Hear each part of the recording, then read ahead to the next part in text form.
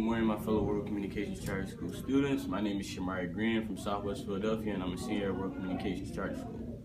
I have Mr. Parker here. Would you like to introduce yourself, Mr. Parker? Well, as Shamori said, my name is Mr. Parker. I'm a mathematics teacher here at World Communications Charter School, and I'm honored to have the opportunity to help him out with his senior project and answer a few questions. Good. We're going to begin by first, I want to say my lengthy project was about many things, but we're going to touch bases on the Federal Reserve, which is a comfortable subject Mr. Parker would like to talk about. So I have some questions I would like to ask you and get an answer from, okay? Good. I'm going to start off by asking, what is your understanding of the Federal Reserve, Mr. Parker? Well, my understanding of the Federal Reserve is that it is a corporate entity, even though it's like a quasi-governmental corporate entity that has power over the money supply. The chairman of the board of governors of the Federal Reserve has probably more power than the president of the United States, more power than most politicians on the federal level. They basically control the money supply.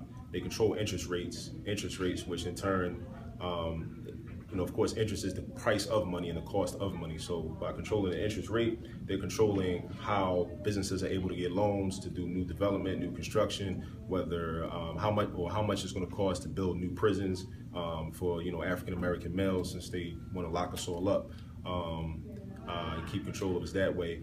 So the Federal Reserve does a lot of things. I mean, it gets into quantitative easing, which is something very important that the media doesn't want us to really think about. But that basically just means that they can just print more money.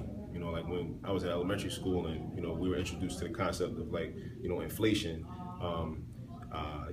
We said as children, thinking we thought it was a good idea to just tell them to print more money, and our teachers told us, well, they can't do that because of inflation. But in fact, that is in fact what the Federal Reserve does. They just print more money. Very good. Which brings me to my next question. How is the system a direct connection to the white power structure?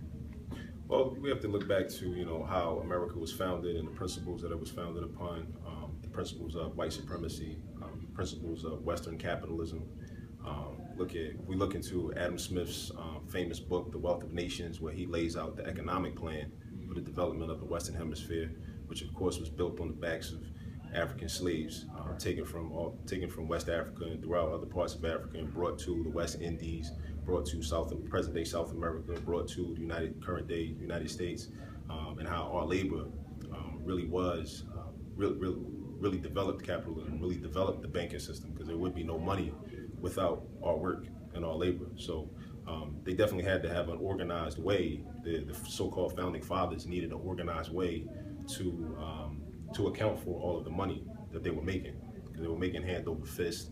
Of course, we learned about the Industrial Revolution and everything in our history classes, and all that came from off the backs of our ancestors, and we still do this today, Good. Very, very, very interesting.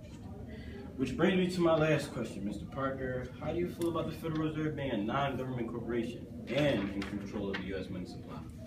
Well, I mean, it makes sense, considering the goal of this nation and the goals of as I said, the so-called founding fathers, and how their idea was to create a place for white men with money and with property to basically have a playground. And basically have a place. They wanted to get out of Europe and take advantage of the resources throughout the rest of the world, and open up the Western Hemisphere, and also to be able to weaken the continent of Africa by extracting so many people from it, and then be able to access those resources in the continent of Africa.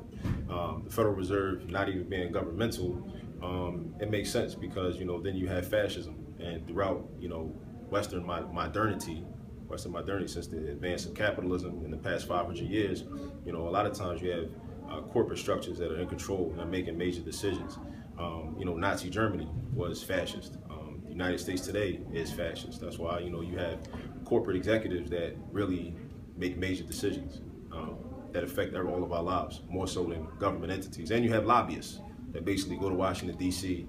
and cut checks so that laws that will benefit their business and their corporations will get passed, and others that will harm their business and their profit motives will not get passed.